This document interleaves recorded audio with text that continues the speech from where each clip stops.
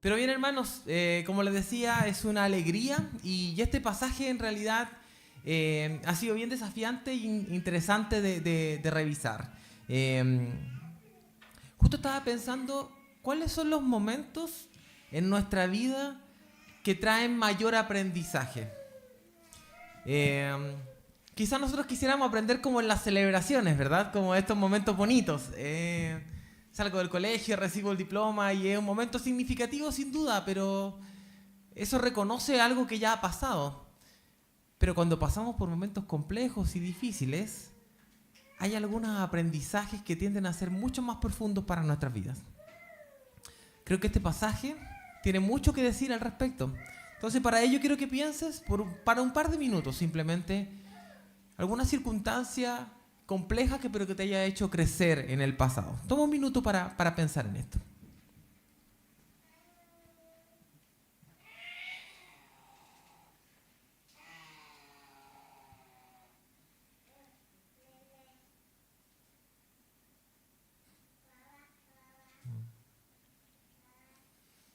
Señor, gracias por cada uno de esos momentos, Señor, que tú has utilizado para moldear nuestro corazón. Gracias, Señor, por todas esas lágrimas que hemos derramado y que nos han hecho entender que somos dependientes de ti. Gracias, Señor, por las lágrimas que derramaremos en el futuro, que nos recuerdan, Señor, que somos limitados y que seguimos dependiendo de ti. Señor, utiliza esto y utiliza esta trágica historia para recordarnos, Señor, que tú siempre estás. En el nombre de Jesús. Amén y amén. Muchas gracias, hermano.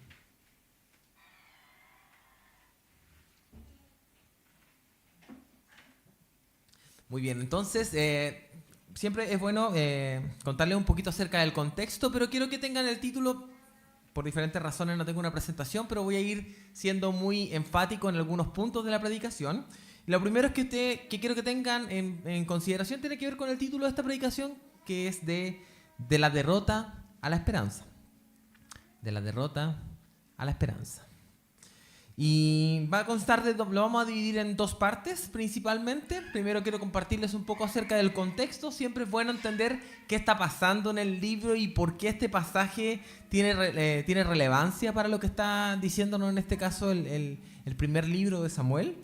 Lo segundo es, ya entrando en el pasaje, los versículos del 1 al 11, y tiene que ver con manipular la presencia de Dios. Manipular la presencia de Dios. Y una segunda parte que tiene que ver con del versículo 12 al versículo 22, que se refiere a una noche oscura. Y la verdad es que, como les comenté, partiendo ya con el contexto es el libro de Jueces, donde no había rey, entonces cada cual hacía lo que bien le parece, ¿verdad? Entonces, eso es lo que está pasando en Israel, cada cual se manda solo, hace lo que bien le parece. Y en este contexto es que aparece un sacerdote que es el que está cuidando. De hecho, el libro de Primero de Samuel lo menciona como un juez, porque él cuidó de Israel por un tiempo, y ese juez se llama Elí. Él era el sacerdote durante ese tiempo. Pero el libro de Primero de Samuel, perdón, que no escuche el pastor, nos habla acerca de cómo Samuel, que es el hijo de una mujer que no podía tener hijos, ¿cierto? Que se acerca ante el sacerdote porque él está orando ante la presencia del Señor. Señor, por favor, dame un hijo. Y el Señor le concede un hijo, pensando el sacerdote que ya estaba borracha. Mujer, levántate y ándate, es muy temprano para que estés tomando. Pero el Señor le concede a esta mujer un hijo, y ese hijo se llama Samuel. Y ella prometió dedicarlo al Señor, y así lo hizo. Y Samuel entonces fue criado a los pies del sacerdote Elí. Interesante el contraste, porque precisamente los hijos de Elí, que eran Ofni y Fines, suenan como caricatura, ellos,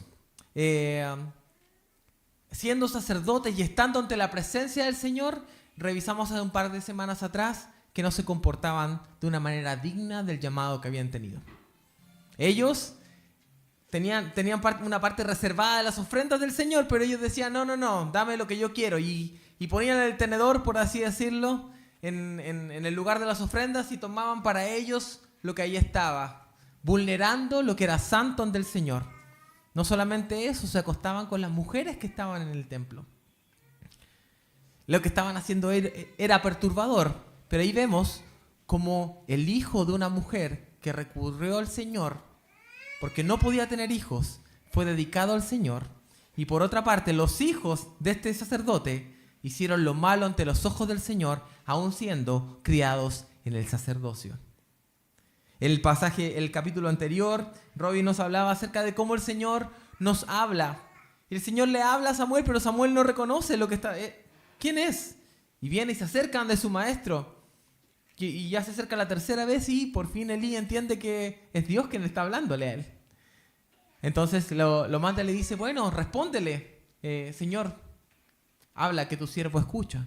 Y así escucha Samuel las palabras del Señor directamente. Entonces, bueno, considerar esto y cómo el Señor le habla a Samuel y a partir de ahí empieza un proceso.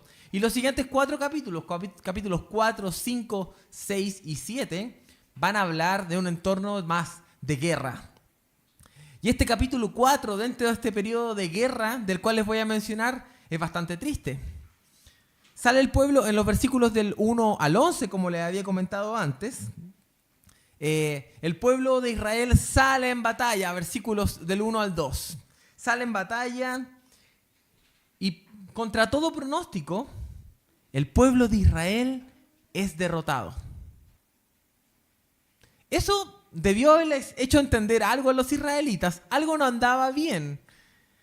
Algo no estaba sucediendo de la mejor manera. Fíjense que la logística del asunto era que ellos estaban en Ebenezer y habían puesto un campamento ahí. Y los filisteos, por otro lado, estaban acá en Afec. La distancia entre los campamentos era de más o menos 3 kilómetros. Entonces ellos tenían que recorrer esa distancia para poder enfrentarse. Distancia razonable para poder tener un aviso de que viene el enemigo a enfrentarnos. Y lo que pasa ahí es que se enfrentan efectivamente y 4.000 personas mueren. Me ha pasado que cuando yo leo estos pasajes y uno dice así como murieron 10.000, murieron 5.000, murieron 1.000, murieron 300. Y uno dice así como son números simplemente, así como si habláramos de moneda de 100 pesos, ¿verdad? No sé, gasté 2.000 pesos en el negocio.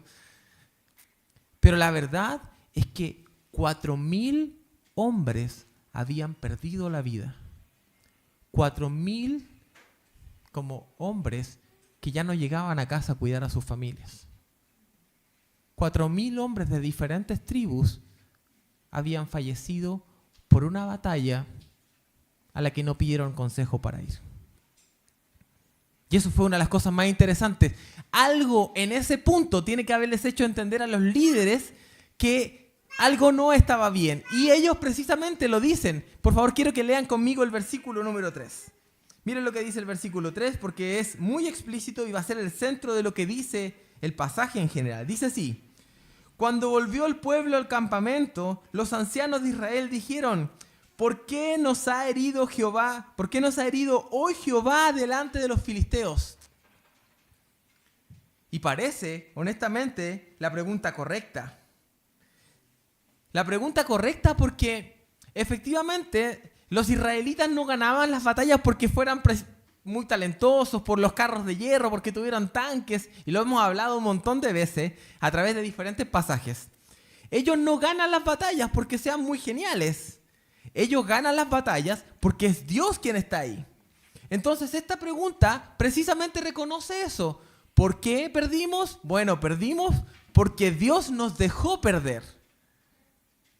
Y esa es una declaración de la soberanía de Dios, pero también del reconocimiento de los israelitas. Y podríamos entender, buena pregunta, la verdad es que sí, ¿por qué Dios nos dejó esto? Pero la intención no era del todo buena. Y déjenme comentarles por qué no era buena la intención. Porque esta pregunta guarda relación con... Quiero que se imaginen esto. Están los líderes en el campamento y de repente vienen llegar a sus soldados ensangrentados, heridos, muy tristes porque habían perdido a sus compañeros, a sus hermanos, personas de sus propias familias. Y llegan ahí y se encuentran con estos líderes Y los líderes no saben qué hacer con la tristeza de estos hombres. Entonces, solución. Hay que hacer algo, hay que levantarle el ánimo, hay que levantarle la moral al pueblo. Efectivamente. Y lo que hacen con esta pregunta es que los llevo a pensar a ustedes, efectivamente, es Dios quien hizo que esto ocurriera. Es como decir, entraron a robar a la iglesia. ¿Quién cerró la última vez? Y la gente empieza a mirar. ¿Quién fue el que cerró? ¿Quién vino a hacer aseo? Necesitamos buscar un culpable para que de alguna manera los demás puedan tener paz, ¿verdad? Así como, sí, ya, no fui yo, sí, fue mi hermano allá que cerró. Mal hermano, no lo haga nunca más, pero ya por lo menos yo me saco un poco la culpa de encima, ¿verdad? Lo que hacen los líderes entonces en ese momento, nuevamente, es la pregunta correcta, pero lo que están haciendo es levantar el ánimo de todos ellos diciéndole, es Dios quien nos ha dado la derrota. Es Dios quien ha permitido que esto pasara. Pero en realidad vemos, nuevamente, que eran ellos no queriendo lidiar con su propia responsabilidad. Hermanos, yo no sé si a ustedes les pasa, pero me cuesta lidiar con las personas que están tristes. ¡Anímate, anímate! Una frase me hizo ver mi esposa hace algún tiempo atrás, que parece como un cliché, no sé si es chileno o no, pero es como vemos a alguien triste y es como anímate, las cosas están bien, anímate un poco. Porque nos cuesta lidiar con la tristeza. Nos cuesta lidiar cuando una persona está en duelo. ¿Qué hago ante eso?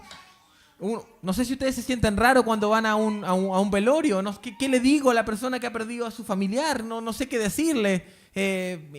Y el pésame o dar el pésame se ha transformado de alguna manera en una forma a través de la cual nosotros lidiamos con eso para lo cual no tenemos palabras. Entonces, es más sencillo, hermanos, para ellos levantar el ánimo del pueblo, y después vamos a ver la idea que tuvieron, levantar el ánimo del pueblo que lidiar con su tristeza. Vemos en el libro de Josué, precisamente, también en plena conquista de la tierra prometida, ellos sufren una derrota y Josué se pregunta lo mismo, ¿por qué Dios nos ha dejado? Y en vez de decir así como, bueno, ¿qué hacemos? Él viene, se retira, escucha al Señor y se da cuenta de que en la derrota al pueblo de Jericó, uno de los soldados, una de las familias de los soldados había pecado. Pero fue porque él se replegó a entender por qué Dios había hecho eso. Y no fue solamente, bueno, te voy a dar una solución, vamos, ataquémoslos de nuevo, seguramente tenemos que atacarlos por el lado o por el otro lado. Pero los israelitas en esta ocasión tuvieron una idea diferente. Es interesante porque una de nuestras frases puede decir así como, pero no llores. ¿De qué te sirve llorar? ¿Verdad? ¿Para qué lloras? Y la verdad es que, hermano, yo lucho con esa frase. Y creo que fue una de las cosas que más me ha traído reflexión de este pasaje. Llorar no sirve de nada.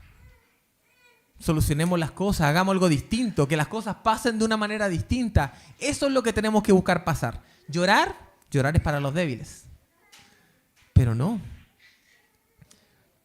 Estaba pensando que es más fácil, y esto, perdónenme mis hermanos, es más fácil decirle a tu esposa que no esté triste por algo que escucharla en su dolor. Que escucharla para entender por qué está realmente triste. Es más fácil para nosotros decir, bueno, y esto se soluciona así, anímate. Que venir y prestar tu hombro a ella que simplemente quería explicarte algo. Hermanos, es más fácil culpar a otros, echarle la culpa a alguien de algo de lo que tú tienes que pensar en tu propia responsabilidad.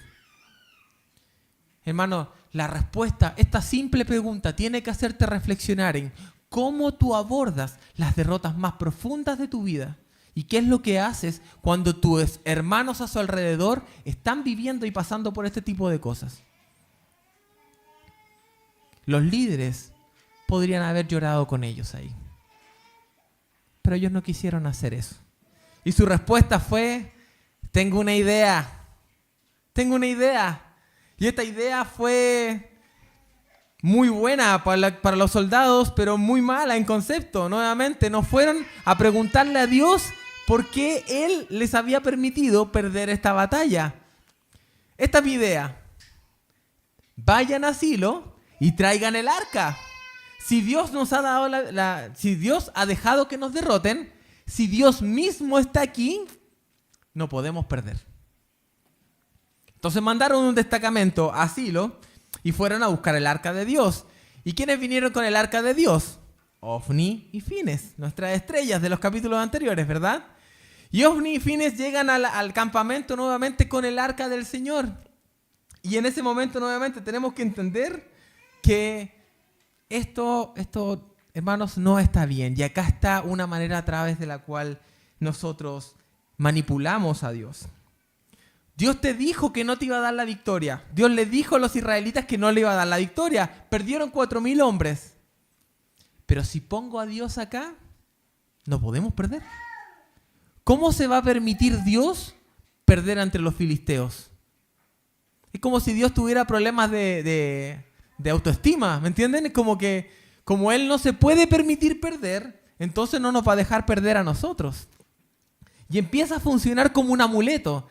No sé si algunos hacen mandas para conseguir algunas cosas, ¿verdad? Como van y hacen determinados sacrificios o algunas promesas a Dios.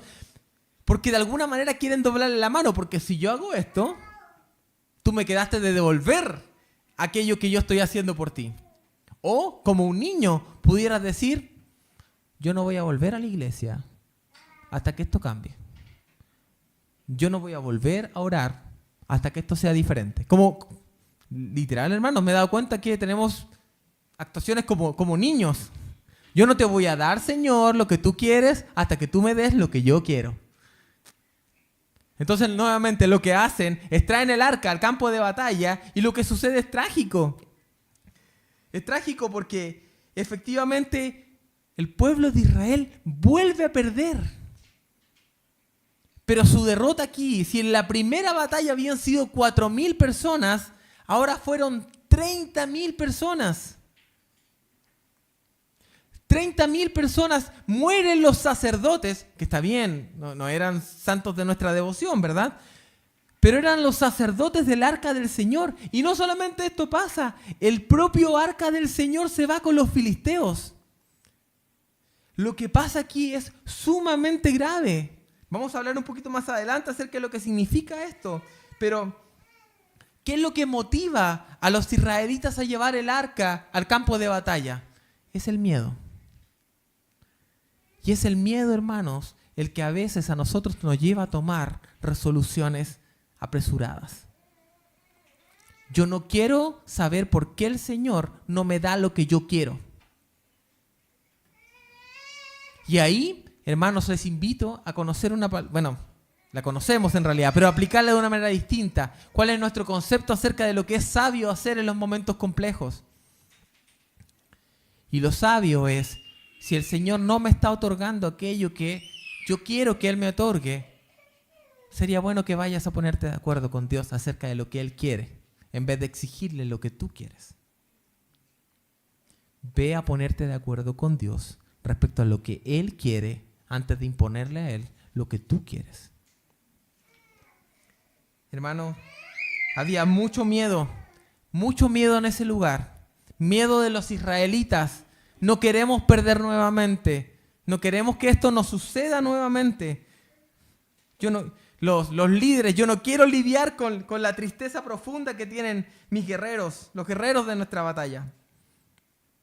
Pero adivinen qué pasa. El arca llega al campamento y en ese momento empieza un griterío. La gente está contenta, los soldados dicen, el arca del Señor ha llegado al campamento, no podemos perder, no podemos perder. Y se hace un griterío, se arma un griterío en medio de ese lugar tan grande que el campamento de los filisteos a 3 kilómetros de distancia escucha este griterío. Y de repente dice, ¿qué pasa en el campamento de los hebreos? Llegó el arca de Dios. Y efectivamente los filisteos también tienen miedo. Y dicen, Es el mismo Dios que les ha dado la victoria en medio del desierto a los egipcios. Ellos nuevamente conocen al parecer la historia de los israelitas tanto como los israelitas debieron haberla conocido. Lo que pasó en Egipto fue conocido por todas las personas que están ahí y sabían que el Dios de los israelitas era ese Dios que había hecho tan grande estrago en medio de Egipto. Y los filisteos nuevamente con miedo dijeron: ¿qué haremos? No nos hemos enfrentado nunca a dioses tan fuertes. ¿Acaso ustedes, filisteos, quieren ser siervos? Y empieza, imagínense, el que se levanta en medio de eso. ¡Anímense! ¿O quieren que volvamos? ¿O quieren que ellos nos transformen en sus siervos como nosotros en el pasado los hicimos a ellos?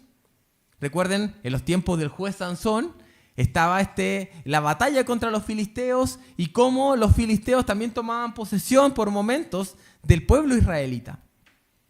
Pero aquí los filisteos nunca se habían enfrentado a un ejército en el cual en medio de ellos estuviera el arca de Dios. Pero dijeron, bueno, o van a la batalla o nos morimos todos. Así que doblaron la apuesta y fueron con más ganas. Y lo que sucedió ahí, nuevamente, hermanos, es lo más doloroso de esto. Ganaron los filisteos. 30,000 soldados muertos, 2 sacerdotes fallecidos y el arca de Dios fue tomada. Hermanos, la sabiduría en estos tiempos está siendo malentendida. Preferimos la sabiduría de estos videos cortos de Facebook o de YouTube con música instrumental o música clásica debajo, y es como, esto se escucha profundo. Y el consejo es una manera de parafrasear un versículo bíblico, muchas cosas. Y tomamos eso como una muestra de la sabiduría, pero nuevamente, hermanos, lo más sabio que pueden hacer es ir y ponerse de acuerdo con Dios. Señor, si tú me diste la derrota, yo no quiero forzar esto. Yo no quiero que tú hagas lo que yo quiero sino que enséñame, Señor, lo que tú quieres que yo haga. Deja de forzar al Señor para tener tus propias respuestas. Ve a buscarlo a Él para que Él te explique y Él te diga cuáles son sus planes para ti, que son mucho más grandes que tus planes. Efectivamente, dejemos de creerle a estos sabios de este mundo, incluso ciertos maestros. Podemos confiar en el Señor. Y somos llamados a morar en el Señor. En medio de los momentos de tristeza, Él nos invita a estar con Él. Porque en medio de esa depresión, en medio de ese dolor, en medio de esas circunstancias que te aquejan y que son difíciles, el Señor te invita a habitar con Él.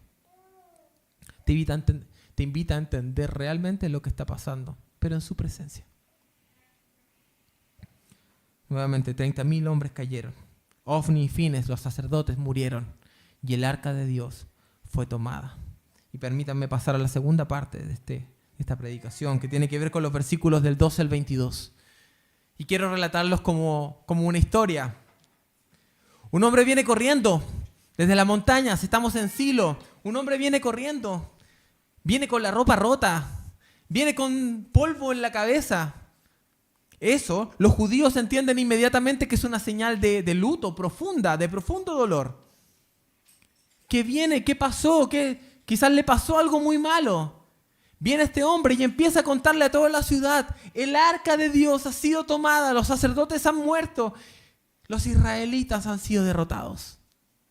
Menciona el pasaje, entre paréntesis, que cada uno de los israelitas que estaban en el ejército se devolvió a su propia tienda. Esta noticia se divulgó por todo Israel.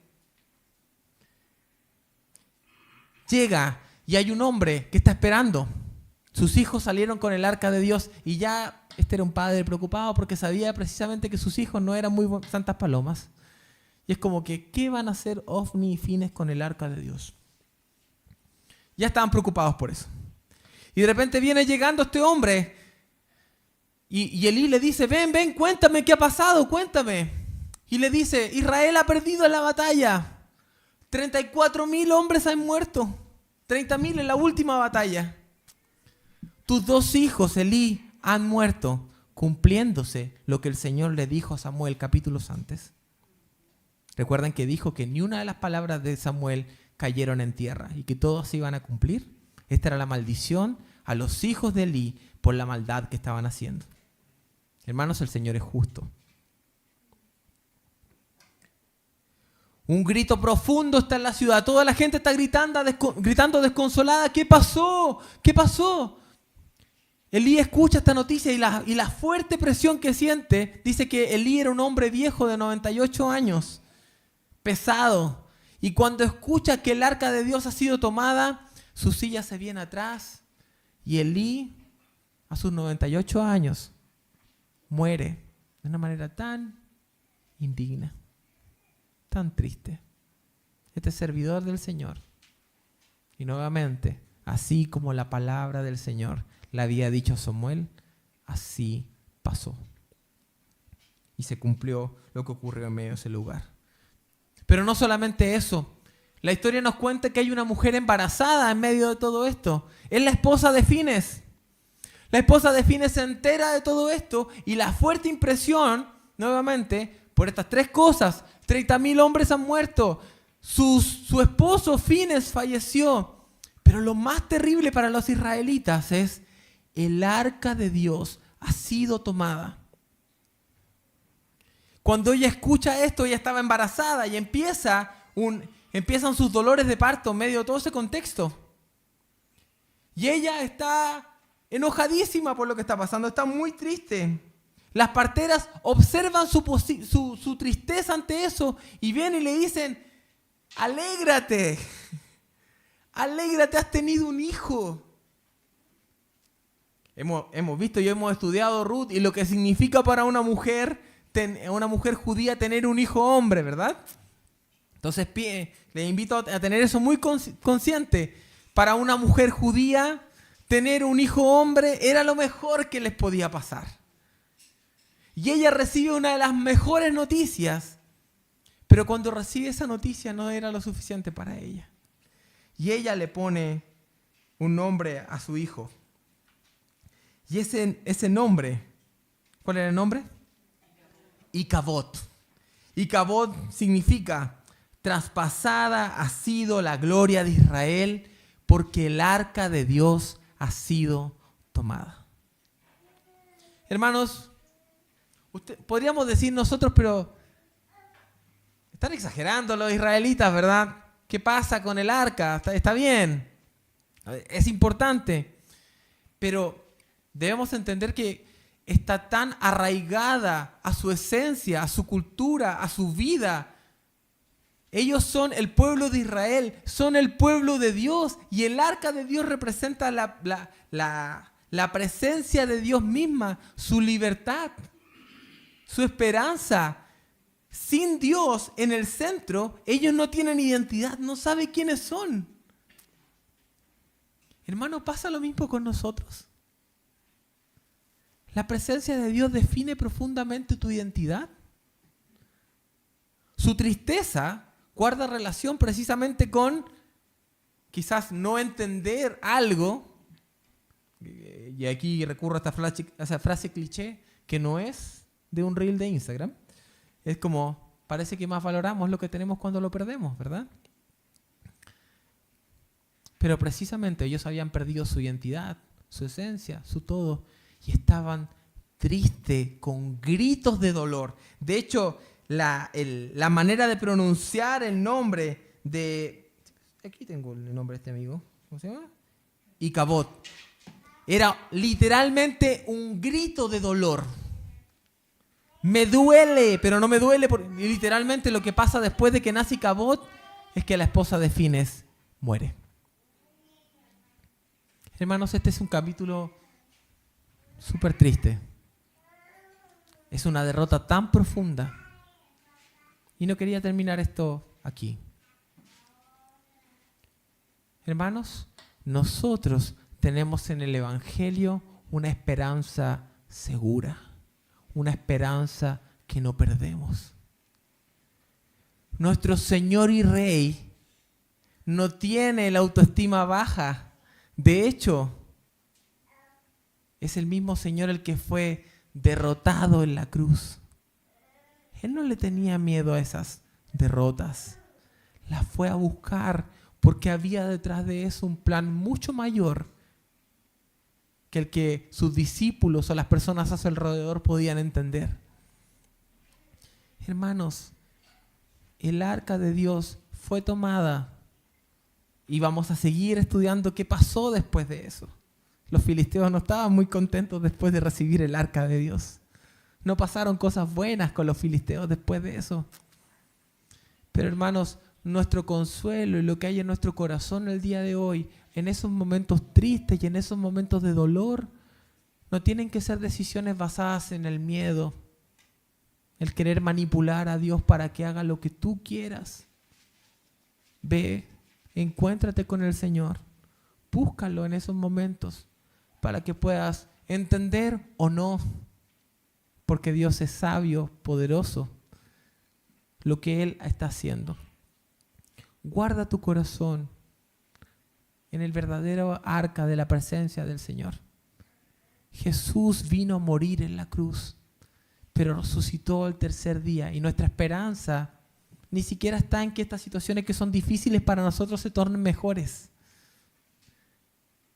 Y así también es como los cristianos somos invitados a atravesar el dolor, no simplemente diciendo, anímate, tienes que estar mucho mejor.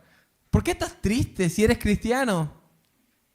No, al contrario, vamos con nuestro profundo dolor ante la presencia del Señor y morando con Él, Él guarda nuestro corazón. Hermano, en el Evangelio tenemos verdadera esperanza. Es el Evangelio nuestra verdadera esperanza.